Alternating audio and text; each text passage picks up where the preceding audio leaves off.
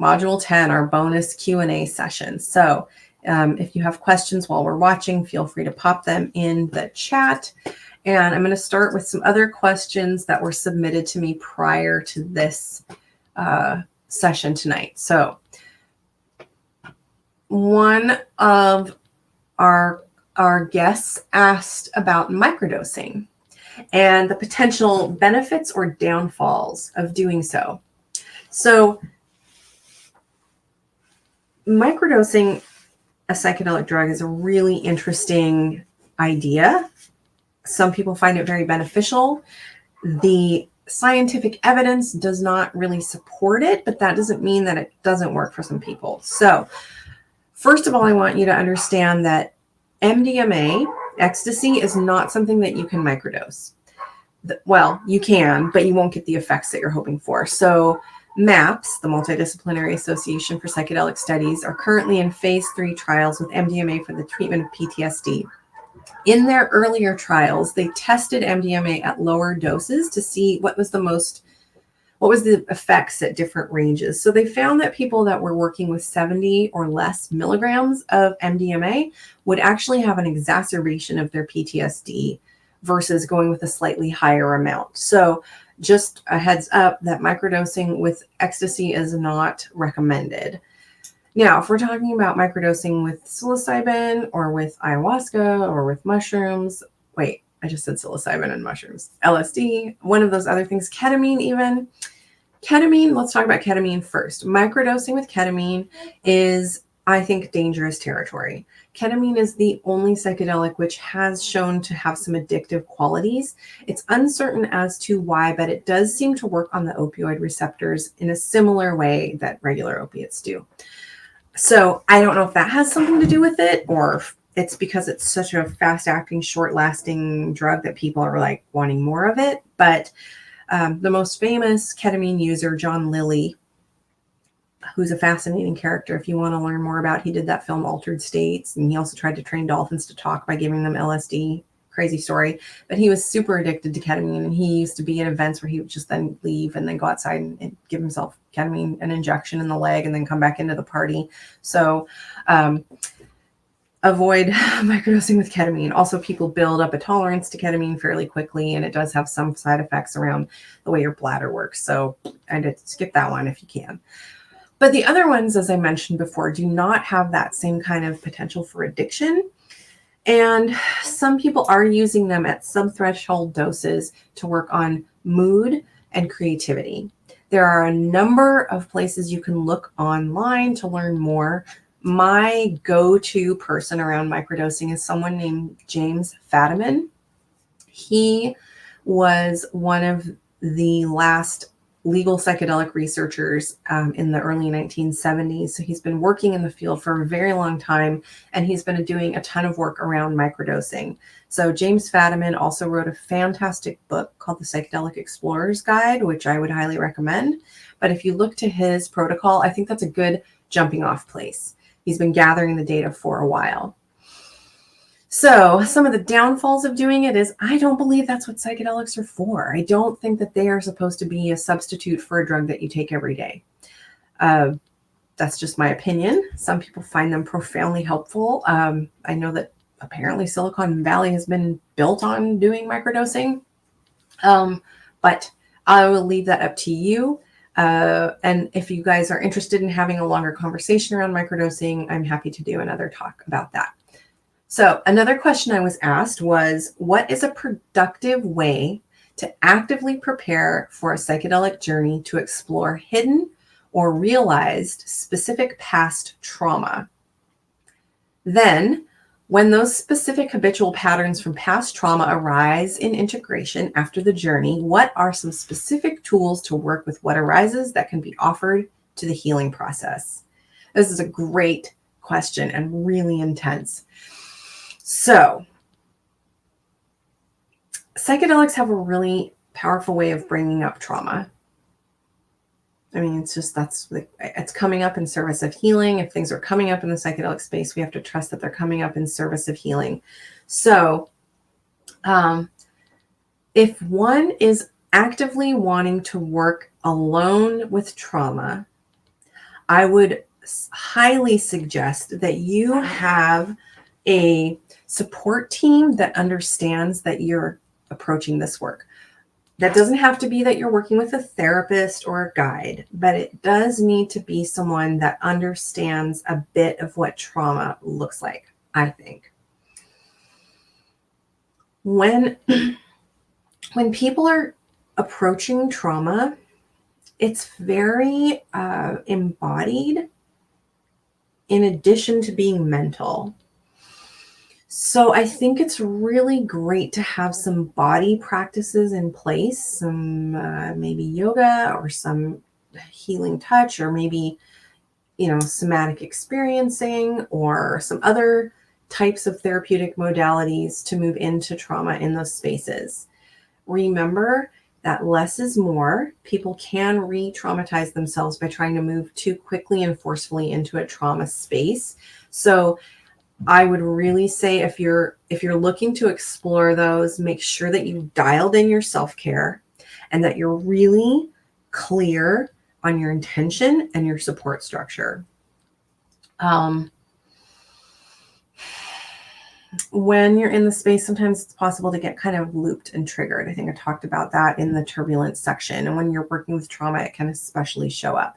So in my personal opinion, I think it's really great if you want to explore trauma to work with a therapist or a guide or a nurse coach that has experience working with people that have trauma and they want to unpack it and heal it. But if you want to work with it on your own, learn about trauma, learn about it, learn about your nervous system, learn about how these things work in your body and how to work with it as they arise. Also, have a few journeys that are nice and gentle and low dose and like, I'm going to just dip my toe in here. When those specific habitual patterns arise in integration, what are some specific tools to work with what arises?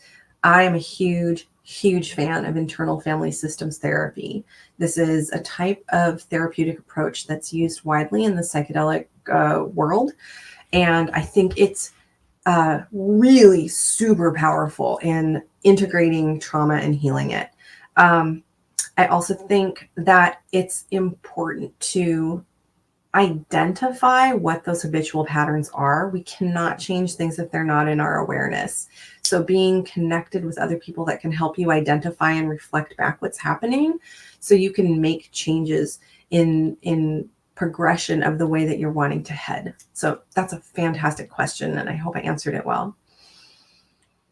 Another question: what are some things to keep in mind when deciding which psychedelics may be the best in healing specific traumas, and or what are some examples? Well, the number one example right now is MDMA for PTSD, post-traumatic stress disorder. I think that oftentimes trauma happens trauma does happen in relationships, right? It happens in relationship to other. I was listening to some veterans talk today about MDMA and PTSD, and they were talking about how their work, there's a component, they may have the physical injury, but they may also have this moral injury of maybe having to kill people that they didn't really feel like there was any reason to, or, like having all of this conflict around it. So I think a medicine that helps one to heal relational trauma is really great. Although I will say that these soldiers were saying that they prefer a more robust and kind of intense experience. This was a veteran working with other veterans. So he spoke their language, he understood their trauma, and he could push into that type of understanding that those people have. Someone like me, my specialty is in birth work and an early childhood patterning. And here comes a dog to say hello to everybody. How great. Roxy, you want to say hi? Come here, girl. No, she doesn't want to. She just opened my door. So it might be right to find the right kind of people to work with your specific concern. And, I'm happy to answer those questions for you and point you. If I know someone that's a little more specialized in certain areas, I will do my best to support you in heading that way. But that's a really good question. Understand that some of the bigger medicines are, no matter what you do with any psychedelic, they are disruptive. They will shake up your life. Even if your life is good, it's going to disrupt it a little bit. And that's okay. And that's kind of what you want if you're looking for healing. But if you don't have a support structure or people around to help you move through it, it'll be really difficult. A next question. I'm really excited to answer this one. I'm interested in exploring how I can use psychedelics to tap into creativity and dream work, although I'm careful not to have too high of expectations. So let's just start there. Generally, psychedelics by their nature are creative. What they tend to do is they're quieting a part of the brain called the default mode network, which is great. Our default mode network has its job. I have plenty of videos posted about the default mode network, but with psychedelics, what they do is they quiet that default mode network, which allows us to have novel connections. So if you've ever talked with anyone that's taken a psychedelic and they'll be like, man, it's all love, or they'll say something like this profound insight that they're like, I never thought of it that way before. It's because they literally never thought about it that way before. It's because these things have never connected in your mind before. So I think that it's really a territory for a lot of creativity. There is a huge psychedelic art thing happening out there in the world with amazing artists that have journeyed and then used their visions of their journeys to create sculpture or paintings or music or whatever. So I think it's really rich. There were some studies done by the very same James Fadiman that I mentioned around microdosing earlier, who was doing a study on creativity at the very end of their psychedelic research in the early 70s. And what they were doing is they would bring people from different professions or different schools of thought that had been working on a problem they were stuck on. And they gave everybody acid, and then they put them in their room with their problems, and people figured it out. People came up with these brilliant solutions to the problems that they'd been working on when they were given that space. So I trust that this will allow you to tap into your creativity. Now, the tool for tapping into it is absolutely feel free to create while you're in medicine space. Do it. You're not maybe going to create your most amazing masterpiece, but you'll have a different experience of engaging with the process, which can be so, so yummy. I know the person that's asking this has been to Cosm, the Chapel of the Sacred Mirrors, and Alex Gray's place. He's totally influenced by psychedelic art. Just allow yourself to enjoy it. Also remember that you don't have to capture everything you think of in the psychedelic experience. Trust that the imagery you experience or whatever you have is going to float through into your day and you can recreate it. I hope that answers that question. I think it's a really nice tool for creativity. Regarding dream work, I think letting it just be bringing awareness to your dreams around the time that you're going to journey. Journal about it. Get up first thing in the morning and say, I remember dreaming about blah. That's a really great practice. And I think also you can use things like oracle cards or some other ways to get some of this more liminal subconscious stuff floofing up to the top of consciousness. Another question. I loved the idea of an altar setup and intention setting. Anything else you'd recommend to help set the stage, so to speak? So I do like that this person also asked about not having too high of expectations, but anything you do to make it special is going to make it special. It's going to make it special. So understanding your internal motivation, we are meaning makers. That's what's so amazing about these lives we're living. You get to make meaning of the experience that you're having. So if it's powerful to you to set up an altar, I've been in circles where we call in the directions and we bless the space. And we really think of creating an actual like container, an energetic container that the process is taking place within. I've been in journeys where someone puts up an energetic boundary around the space. So you know that you're not going to have, I don't know, some rando coming to knock on your door in the middle of the experience. I think that anything that you want to do to help kind of create that container is really fantastic. I hope that answers the question. Also, you have some fear around using substances no matter how much research I do. It's the issue of losing my way and breaking my mind. I know that sounds silly. I don't think it's silly. I think it's really important to understand the fears as you go in. There are certain times when I've worked with medicines, even with high dose ketamines, where I kind of come in like, oh shit, where am I going to go? So a little, healthy fear is, I think, appropriate. Not like, oh shit, I don't want to do this. You want to come from a place of courage, but how might you reassure yourself about breaking your mind? Well, I know that you will not break your mind. You will not break your mind. The medicines wear off eventually. And I think if you set the container well, you set these questions up well, you will not necessarily have this experience, or you will understand that it's okay and safe for you to lose your mind. What does that even mean? Like, what exactly are you worried about? That's an interesting piece to explore, is like the issue of losing my way and breaking my mind. What does that mean to you? Like, what are the consequences of that happening for you? That might help you get a better understanding of what's going on. Yeah, and I'd be happy to talk more about this, because I'd like to know more about kind of what you are concerned around.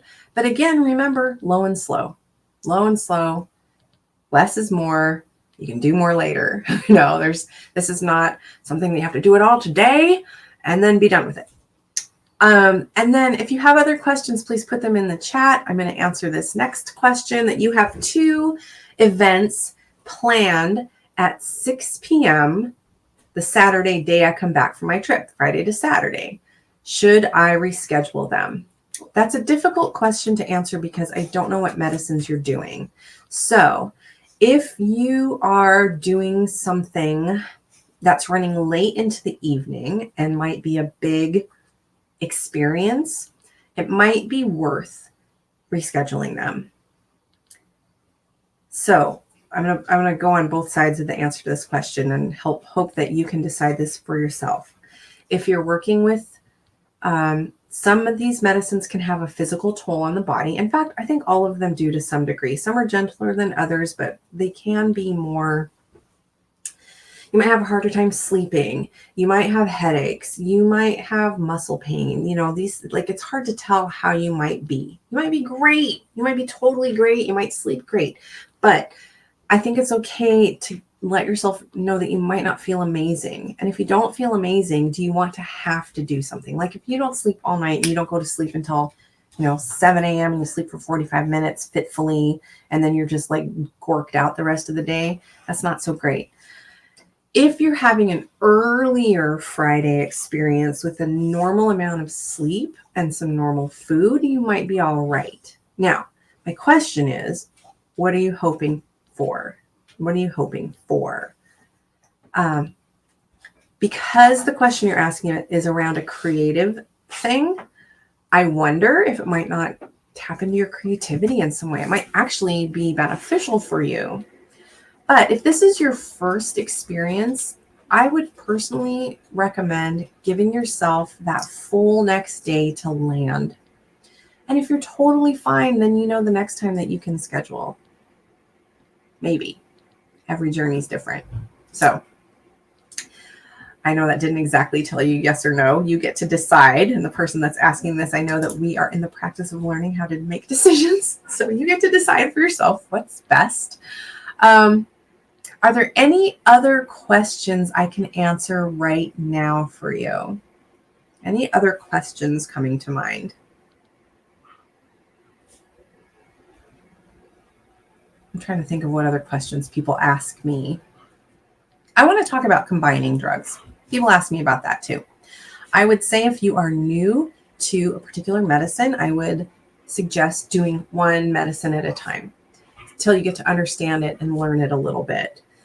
There's a time and a place where someone who's a professional might suggest that you do certain things and add them or mix them or something. But if it's brand new to you, give yourself an opportunity to get to know the medicine that you're working with.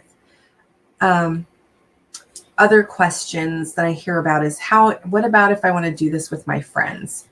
So I'm of 2 schools of thought. I think a lot of people do experience these for the first time, oftentimes with friends, and that can be really, really sweet. it can be really sweet if you have the chance to create this intentionally together. My dogs are fighting. I might have to shut the door. Hang on.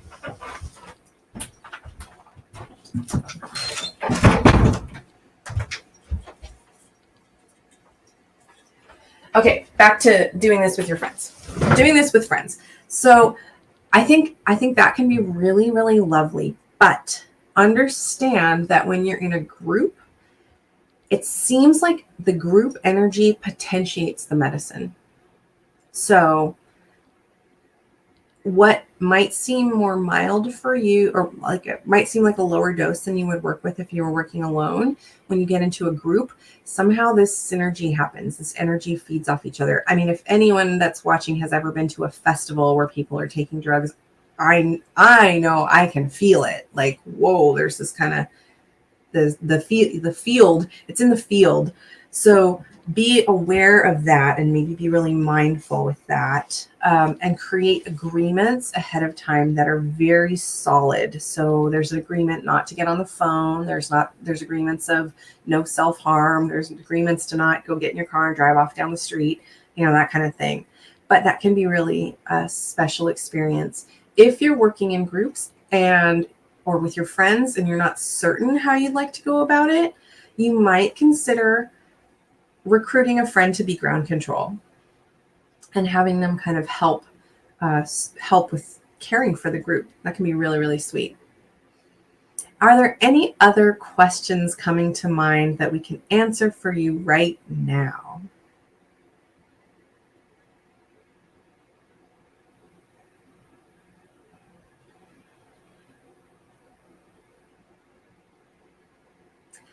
All right, my friends. Thank you so, so much for being part of this mindful journey, a safer psychedelic home use primer. My intention is to have the modules more broken out and a little more accessible for you over the next couple days. So feel free to reach out with questions. Oh, there's another question showing up. What's next for Guardian at the Gateway? Well, of course, that's a fantastic question. Thank you so much for asking that. There's a couple things. So I have a group coaching program that is a 6-month program that does not involve psychedelics at all, although the talk about your psychedelic experience is welcome there. That is one component where we can dive more deeply into that after the ecstasy, the laundry type of work of putting into action the things that you maybe learned or that you'd like to modify and change in your life. Additionally, separately, I do ketamine-assisted therapy with people that are needing support in that way. We do it in a very psychedelic manner so people can learn and experience that on their healing journey. I also am beginning a psychedelic mastermind group that I think will be more for practitioners, people that just want to be in a space and talk about this. I'm also open to maybe creating an integration group if people are interested in that too. That's for people that are experiencing it, but then a practitioner group for people that are caring for others that might be wanting to use psychedelics. So we can kind of talk more about that and get a better understanding of how to support people through that process. So thank you for that question. Okay, that's it. I think we're going to wrap it up there. I'm so grateful you guys have been with me for these 3 hours now, a little bit more, right? Not quite. I love you all, and I'm so grateful for you. And please reach out with any questions you might have, all right? Have a beautiful rest of your night. Bye.